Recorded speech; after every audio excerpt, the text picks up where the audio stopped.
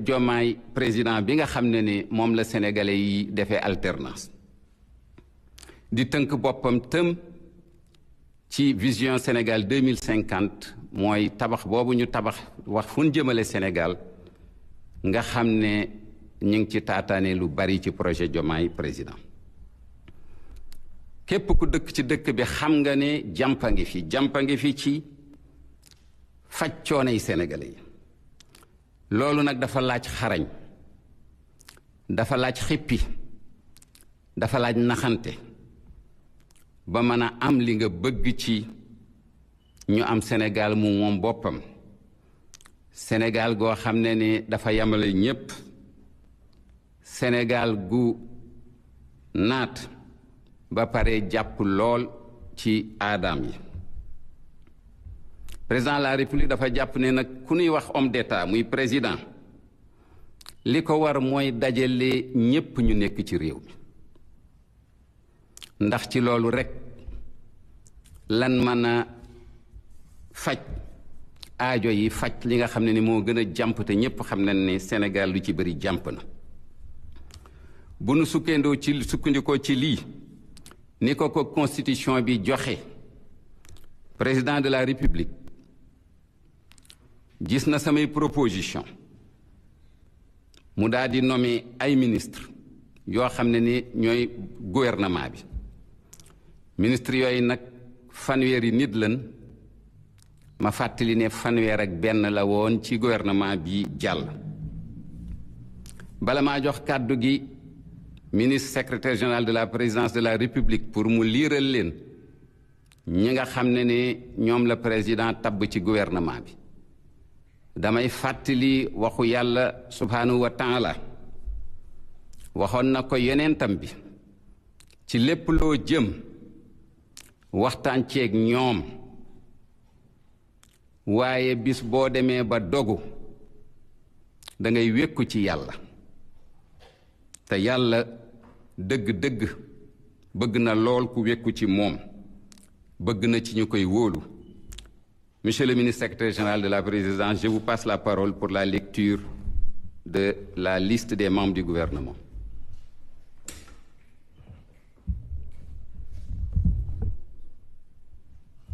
Merci, Monsieur le Premier ministre. Mesdames et Messieurs, je m'en vais vous lire le décret fixant la composition du gouvernement.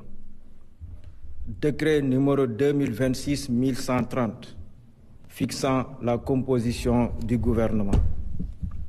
Le président de la République, vu la Constitution, notamment en ses articles 49, 53, 56 et 57, vu le décret numéro 2026-1129 du 26 mai 2026 portant nomination du Premier ministre, sur proposition du Premier ministre, décrète, article 1er, sont nommés membres du gouvernement. Monsieur Yankoba Diémé, ministre des Forces armées. Monsieur Cheikh Diba, ministre de l'économie, des finances et du plan. Monsieur Mohamedou Makhtar Cissé, ministre de l'Intérieur et de la Sécurité publique. Monsieur Cheikh Niang, ministre de l'Intégration africaine, des Affaires étrangères et des Sénégalais de l'extérieur. Monsieur Moussa Sarr, ministre de la Justice, garde des Sceaux. Madame Marie-Angélique Mame Selbé Diouf, ministre de la Famille, de l'Action sociale et des Solidarités. Monsieur Boubacar Camara, ministre de l'Enseignement supérieur, de la Recherche et de l'Innovation. Monsieur El Hadj Abdourahmane Diouf, ministre de l'Énergie et du Pétrole. Monsieur Serigne Gueye Diop, ministre de l'Industrie et du Commerce. Monsieur Cheikh Tidiane Dièye, ministre de l'Hydraulique et de l'Assainissement. Monsieur Moustapha Mamba Guirassy, ministre de l'Éducation nationale. Monsieur Ibrahima Sy, ministre de la Santé et de l'Hygiène publique. Monsieur Moussa Balla Fofana, ministre de l'Urbanisme, des collectivités territoriales et de l'aménagement des territoires. Monsieur Déthié Fall, ministre des Infrastructures. Monsieur Bakary Sarr, ministre de la Communication et des Relations avec les institutions, porte-parole du gouvernement. Monsieur Alioune John, ministre de la Microfinance et de l'Économie sociale et solidaire. Monsieur Cheikhou Oumar Ba, ministre de l'Agriculture, de la Souveraineté alimentaire et de l'Élevage.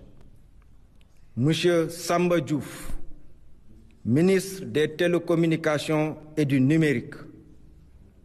Monsieur Mamadou Lamine Dianté, ministre de la Fonction publique, du Travail et de la Réforme du service public. Madame Djirey Clotilde Coly, ministre de la Jeunesse et des Sports. Monsieur Alpha Thiam, ministre de la Culture, de l'Artisanat et du Tourisme. Monsieur Idrissa Samb, ministre de l'Emploi et de la Formation professionnelle et technique. Monsieur Cheikhou Oumar Diouf, de la Formation professionnelle et technique. Monsieur Cheikhou Oumar Seck, ministre des Mines et de la Géologie. Monsieur Aliou Gori Diouf, ministre de l'Environnement et de la Transition écologique. Monsieur Abdoul Ahad Ndiaye, ministre des Transports terrestres et aériens. Madame Ami Mara, ministre des Pêches et de l'Économie maritime.